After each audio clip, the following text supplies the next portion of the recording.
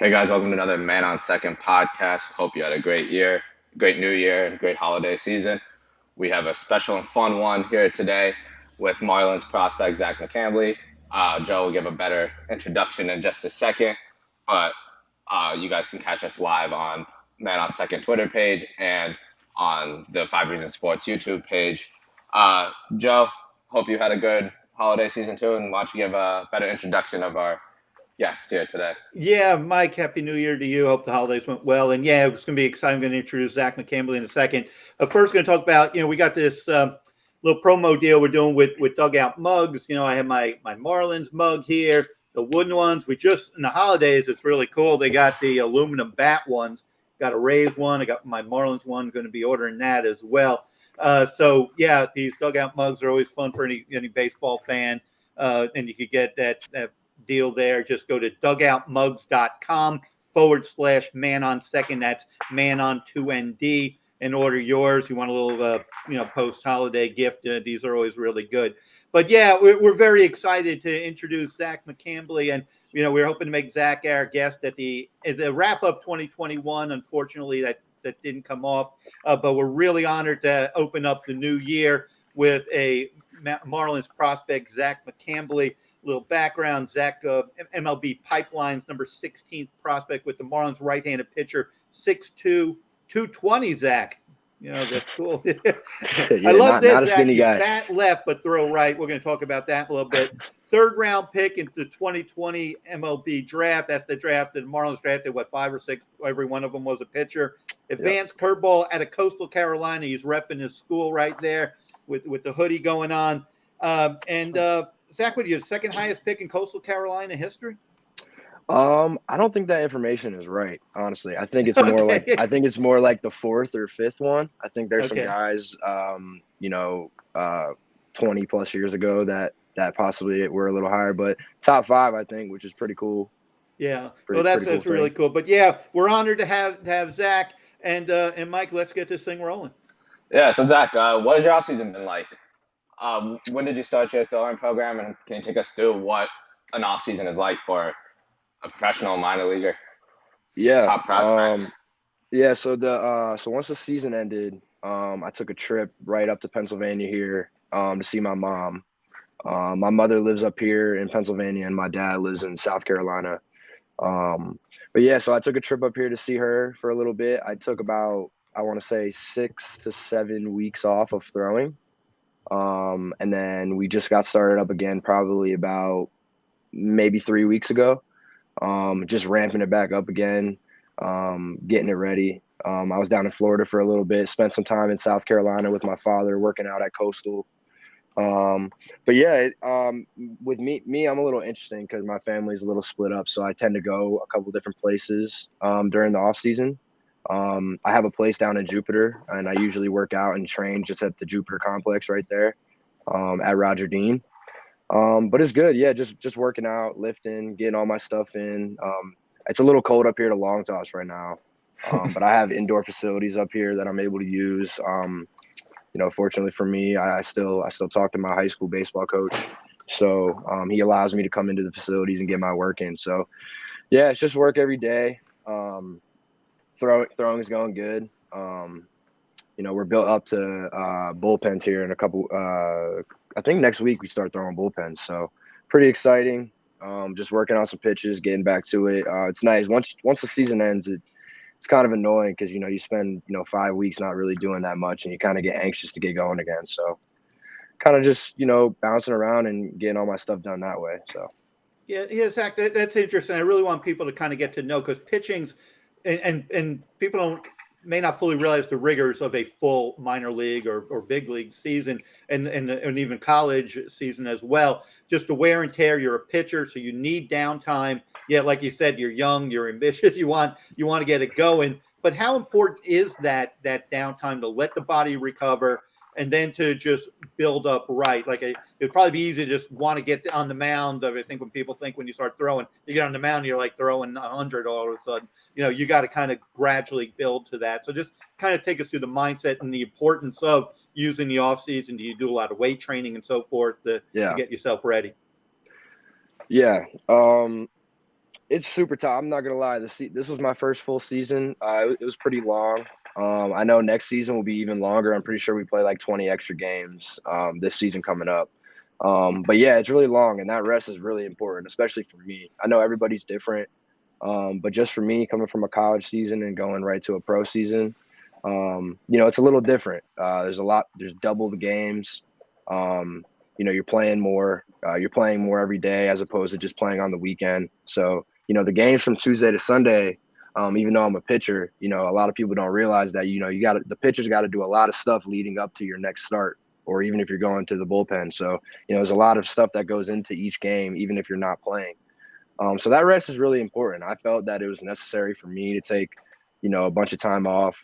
I finished the season healthy, fortunately. So I had nothing really, banged up or anything. So it was good for me just to go into the offseason healthy and just be, even more prepared for next season. So I would say that rest and recovery is honestly the most important thing.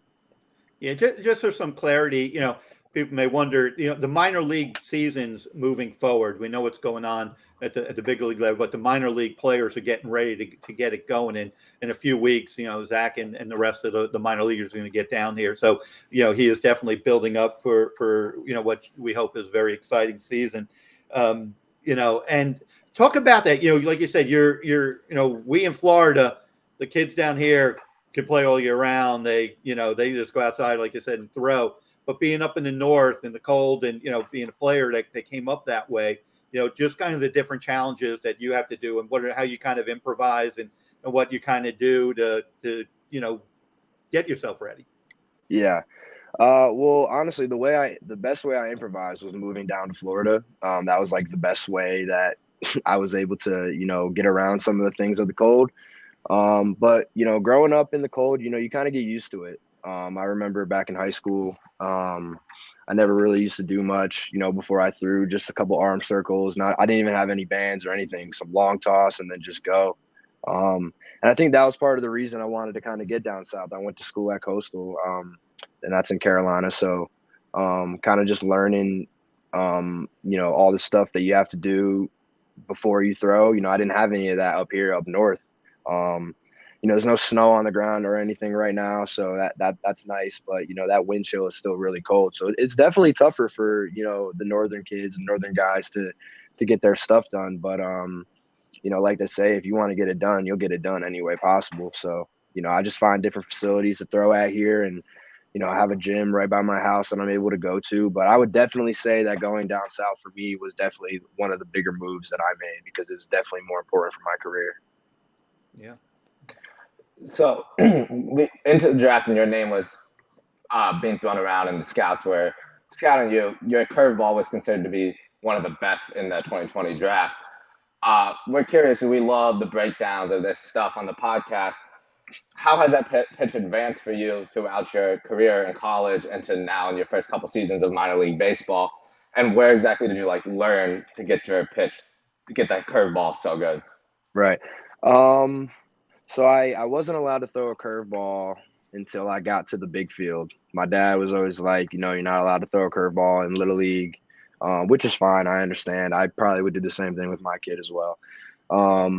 But yeah, I just learned when I got to the big field, I saw that I kind of just needed I needed a different pitch to be able to throw, not just a fastball. And I never really gravitated towards a changeup when I was in my younger days. But I just honestly, I picked up a ball. I have a ball right here. I kind of just hold it like a two-seam grip, almost like a sinker. I have my middle finger on this seam right here, and I just lay my pointer finger right there, and then underneath, I have my thumb across these seams here. And then honestly, what you do for me, the biggest thing for me is your wrist. You want to keep a stiff wrist. You want to keep a stiff wrist, and it depends. It depends on how you want it to be shaped. If you want it to be more of a 12-6 break, you have your wrist more, straight up and down. If you want it to be more of a slider grip and you want it to move more, like 3 to 10, you want it to be like that. But yeah, I kind of just always I was just a natural spin guy. When I was younger, I've always had that higher spin. I wasn't able to really throw it much for strikes when I was in college. I was still kind of learning how to control it. And then my last year in school, my junior year, well, actually, no, I went to the Cape Cod League. So I went to the Cape Cod League, and then that's where I kind of just like had this ultra confidence with it, with the pitch. And then I brought that into my season for 2020. And then I just brought that into that confidence and that mindset into pro ball for my first year.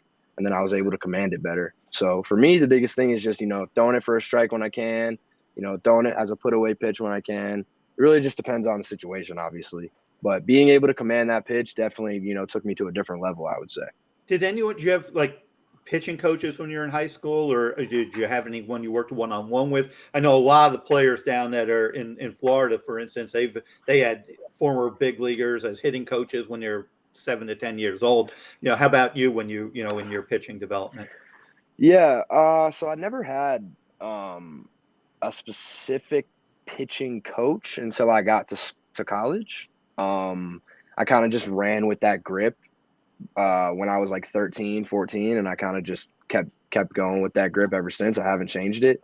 But yeah, I used to work with my college coach one-on-one a lot. Once I got into pro ball, I met some of the pitching coaches that Miami has to offer, throughout the minor leagues, like Tim Norton and Pap and all those guys. And I really clicked with some of those guys, especially up there in Beloit. I had Pap, Bruce Walton. He was my pitching coach up there, and I was really just trying to learn everything I could from them. Anytime I get around somebody that has as much time as him in the big leagues as a coach or a player, you try to soak in as much as you can. So, yeah, I would say that I didn't really have much of a pitching coach when I was younger. I kind of just did it on my own as much as I could until I was able to get that help finally. Yeah, and how much do you tinker with grips? And I bring this up. My background to use that because we didn't read face to face, but I covered the Marlins for like 20 years, and in my early years, remember when Al Leiter was pitching with the Marlins, and just in conversations we would talk a lot about just pitching, and he said that back in the when Al was a big part of the '97 Marlins World Series team, and Kevin Brown was a Cy Young candidate in those days, right-hander, Al of course lefty. But they would sit basically. Now would say they'd sit there in the bullpen and just discuss grips on slider and just maybe a little pressure on one finger and how that manipulated the baseball. Talk about that. I always found those conversations fascinating. And I remember even when Joe Madden was managing the Rays, still they came down to Jupiter. The Rays were playing the Marlins in spring game, and I had to run over and be part of a pregame thing. And he said, I think Alex Cobb was with the Rays at the time. He said, "Just show me your grip." He wasn't going to say how to throw the curveball. He just wanted to see the grip. And, just how much do you work with that grip, and how much a little tinkering with little pressures on the baseball to make it do what it does? Yeah. So honestly, I mean, that's like always a huge topic of conversation, in the bullpens and within pitchers in general. I know going back to big league camp last season, before the season started, they invited us a couple of us to big league camp, and I remember really like listening to some of the pitchers and what they had to say right before we were stretching, and kind of like what they were talking about with their grips and stuff. So I was really trying to pay attention to that. But yeah, I would say I always have a ball in my hand. I'm always pitchers were always trying to find different ways to get movement on the ball, get an advantage over the hitter. But yeah, the one thing I can say though is I've never, not one time, changed the grip on my curveball. I've never done that. I have changed my grips on the changeup a bunch of times, I will say. That's been a pitch that I've never threw when I was younger, really, and I'm just kind of starting to throw that now. It's been like a full year since I really started throwing it. So I would say I use more of a different, different finger pressures on that pitch. But as for my fastball and breaking ball, I can honestly say I've never changed it. I hold it pretty deep in my hand. I hold my fastball like, some guys like with a four seam, they'll kind of hold it like that almost. Yeah. They'll kind of be like a little far. But for me, I hold it like that. And it's real deep in my hand, real deep in my fingers, and my two fingers are real like split apart from each other. And that's just how I picked up a ball when I was younger. I played shortstop when I was younger. I was always throwing the ball across the diamond. So yeah, I would say that finger pressure is huge for different pitches, especially with the changeup. Do you throw for do you sure. throw a slider as well, or you just kind of the morph the two, or you? So I kind of morphed the two. As I've gotten older and a little more advanced with the pitch, and I'm still learning, obviously, as we go. But I've been able to kind of manipulate the curveball to be two different pitches almost. That's when I was kind of talking about the wrist placement earlier. Like Yeah. with this one right here, with this pitch right here, the wrist is kind of just straight vertical to the sky. So that's more of a 12-6 one that I'm trying to get to. When you change your wrist a little that way, you get more of the sweeping curve to that. Yeah. So I kind of try to throw two different ones, honestly. People say I don't have that many pitches or anything, but that's kind of my way to kind of just to show people that I can throw a curveball more than one way. It doesn't necessarily have to be a slider. It doesn't necessarily have to be just one pitch. How much of that velo difference are you looking for from your fastball to play that changes speed for your curveball from your fastball? How fast is the curveball that I throw? Yeah. So usually if I'm trying to throw it for a strike or kind of just have a get me over, it'll be more like 79 81. Mm-hmm. Now if I'm really trying to get somebody to swing and I want somebody to go fishing, I'm going to throw it more 83 84 even 85. I was able to get it up to 85 Interesting. in spring training. So it kind of just varies. It also depends on the situation in the game, what I'm feeling, what's feeling the best at that time. If I'm feeling more of the harder one, I'll throw it a little harder. If I'm feeling more of the slower one, I'll stick with that. But yeah, there's definitely a difference in speed. There's a difference in shape, and that's why I think that if I continue doing that, it will be an effective pitch for me going forward. Zach, you mentioned a little bit ago that you went to the Cape Cod League, and for people who don't know, that's the collegiate summer league that a lot of college guys go to play, and a lot of players that get drafted go to at one point. How much did you learn from the Cape Cod League, and how exactly did it help you get to where you are? The Cape Cod League, I would say I owe a lot to that league. Just because, my freshman, sophomore year of college, kind of up and down. Freshman year, I was okay. It was pretty good, actually. Sophomore year, just not very good at all. So then I kind of took that summer to go to the Cape Cod League and kind of just free my mind a little bit, kind of just, see what I could do against the best of the best. And I started having success up there, and I had this pitching coach there, and Coach Roberts, and I was around all this big talent, and I wanted to make sure that I could fit in almost. So I kind of something switched in my head almost, where I was thinking, okay, if I can have a little bit of success against some of the best college baseball players in the country, then maybe I can be a top prospect in baseball one day. Like who knows? So I went there, freed my mind, started pitching well. Confidence was through the roof. And then I kind of just took that feeling of the confidence and I brought it with me to school the following year. And I think that's the biggest thing that changed for me was my mental almost. It wasn't physically anything I did. It was more just the mental. I was learning more about, the mental side of baseball. And that's the tougher side, honestly. So, yeah, I think the Cape Cod League was great. I owe a lot to it. I enjoyed my time up there. I loved it. I had a great host family. It was a great experience. I wish that every college baseball player can go there because it's amazing. Did you see, because it's a wood bat, obviously, did you see anything different in how your stuff was played in terms of contact or quality of contact? Once, you saw your reaction against, wood and not just the metal in college. Yeah. I saw, I did see a difference actually. It was different going from the Sun Belt. That's the conference I used to play in, the Sun Belt, to with the aluminum bats and whatnot, to the wood bats. Because I had pitched against the wood bats when I was a freshman. I played in the CPL league for the Macon Bacon, and I remember seeing a difference in the contact there when I was a freshman. So going into the Cape Cod League, I was like, well, it's the same baseball. I'm assuming it's going to be the same thing. So then I went in there. Obviously, the competition was a little better, but that kind of makes you bring out the better in yourself. So, yeah, I definitely saw a difference. Guys still smack the ball around the yard, no doubt, obviously. But yeah, I could see, the bats would break a little bit. You get in on a guy, break a guy's back, get hit on the end of the bat, break the bat. The hits, not as many hits fall, I guess. But yeah, I definitely saw a difference between the wood and the aluminum between the leagues. Well, let's give some pub to Coastal because that's the program's been national champs and not too long ago. You missed that though, right? You're a Yeah, little I bit missed it. after it, yeah. Yeah, I missed it. But how much though did that go into? What schools were looking at you coming to high school, and did you give? Were you drafted immediately? Did you have to make a decision and then to go to Coastal? Obviously, a very strong program. Yeah, so I committed to Coastal Carolina when I was a sophomore in high school, and that was in Oh, 2015. So I was committed before they won. Okay. So I always tell people that, yeah, I know a lot of people go there. The place started catching a little more buzz when they won the national championship, obviously. Um, but yeah, I committed there when I was a sophomore, and that's kind of always like where I wanted to go. Myrtle Beach, South Carolina, is where I vacationed my whole life. So it was Yeah. kind of like a second home away from home almost. And I had other offers from other schools and stuff.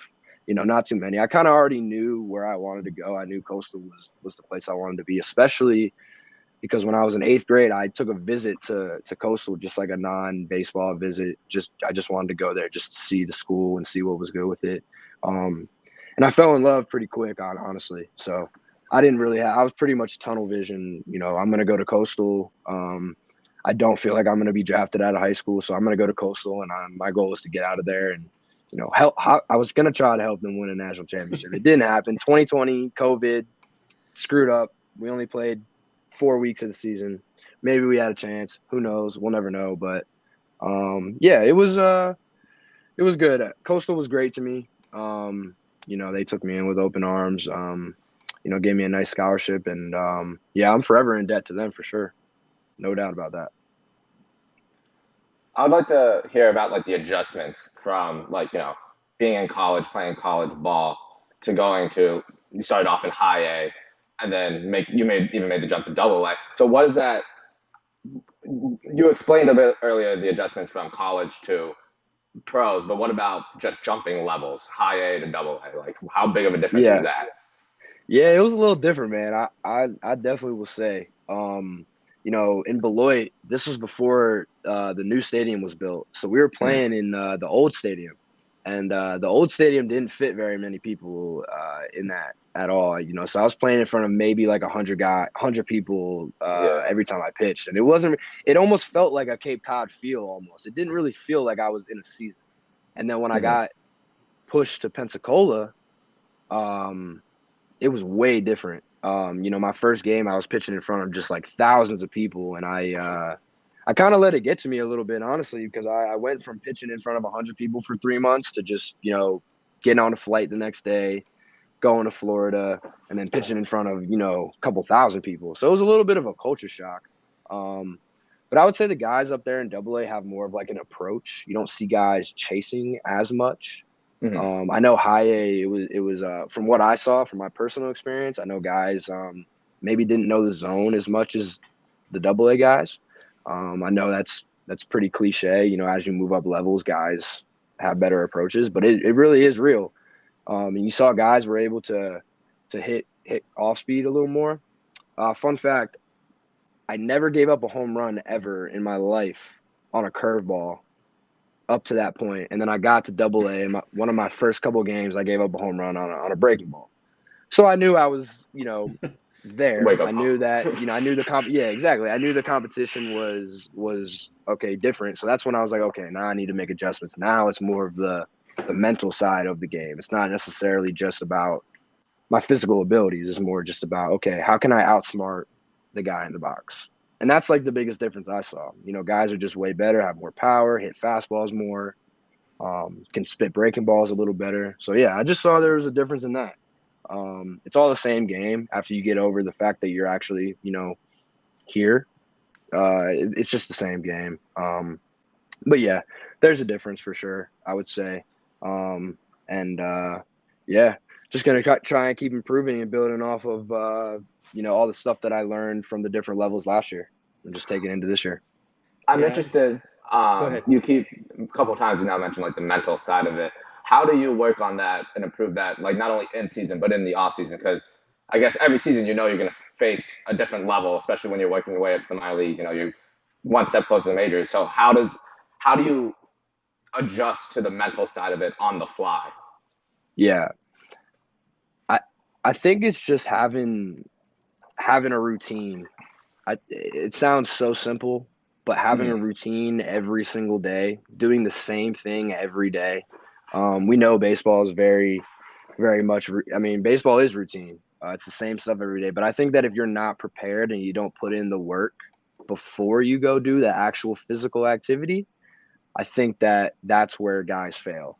Obviously, you can fail while still putting in the work, the preparation, and all that kind of stuff. But I actually started working with this guy named Brian Kane. I don't know if you're familiar with him, but he's a mental coach. He's a mental imagery coach. He works with like Corbin Burns, works with a bunch of colleges just all around the country. And I read his book, and I started reading a little more during the season. And, he was just huge on routine, have the same morning routine every day. Preparation is key. There's different things that you can do on screens to really work on your mental strength.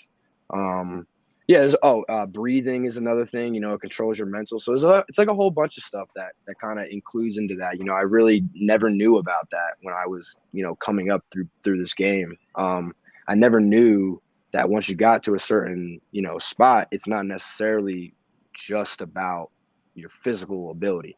So just, having a routine, being prepared, that's the biggest thing. I didn't really have much of a routine in Beloit. I'm going to be honest. When I was in high A, I didn't really do much. I was just going out there playing, letting my physical ability take over, letting that happen.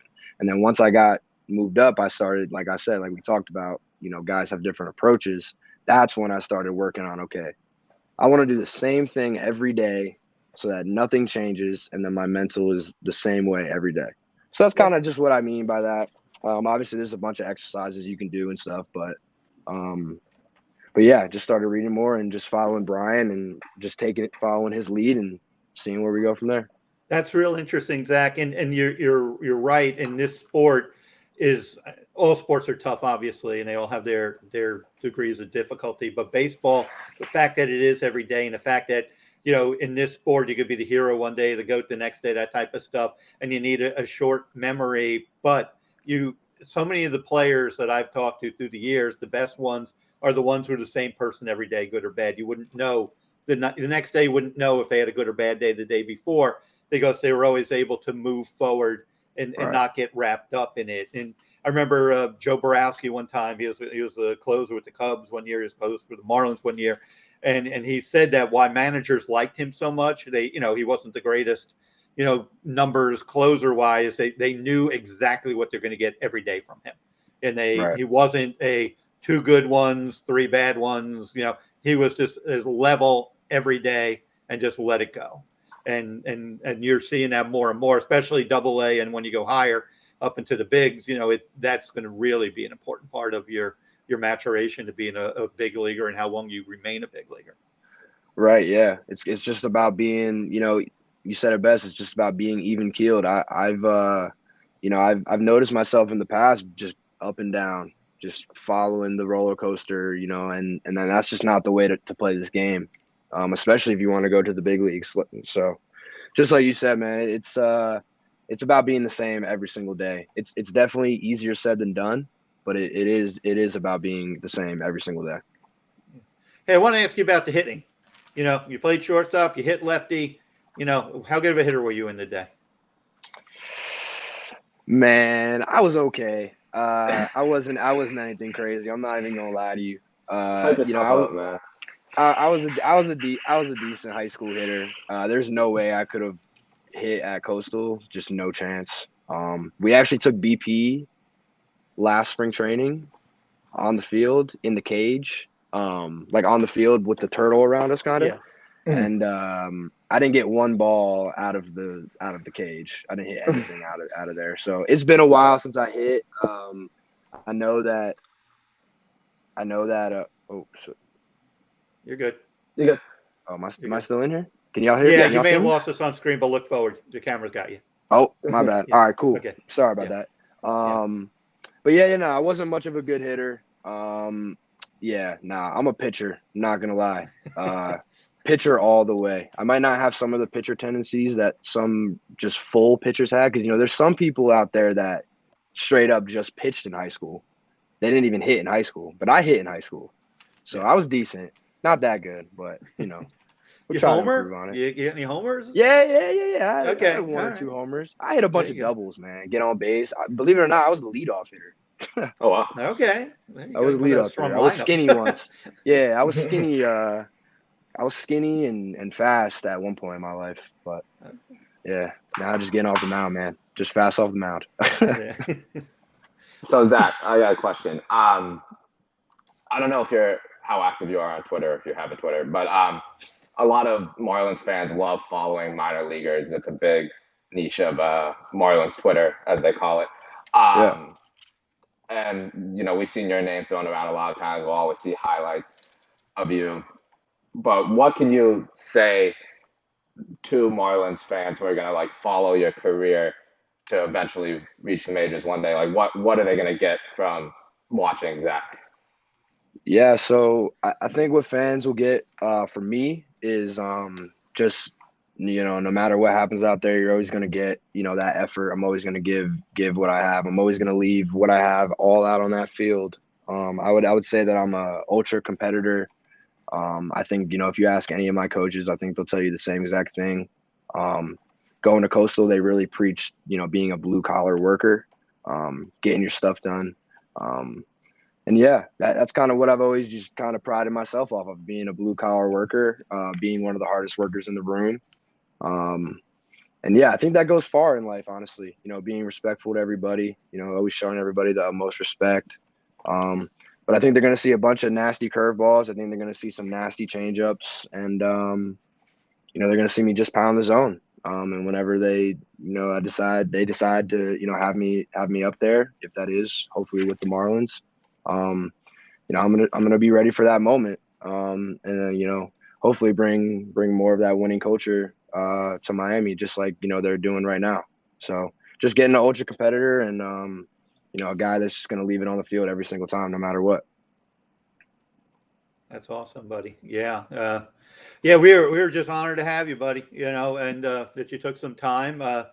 And we look forward to it. I know that pitching, this organization, they got a lot of good arms, and you're certainly among the names we always hear when we're discussing them. And look forward to hopefully seeing you up there and doing your thing in the near future. So appreciate you Cool. coming on. Yeah, thank you guys for having me. I really appreciate it. Yeah. It's No awesome. problem. It's a great Welcome. time. Yeah. Sir. Welcome here anytime. Yeah. Appreciate that. We appreciate everyone listening. You guys can follow us on Twitter at Man on Second. Watch it live on Twitter there, and you can also watch it on the 5 Reasons Sports YouTube page. Appreciate you guys. See you next time.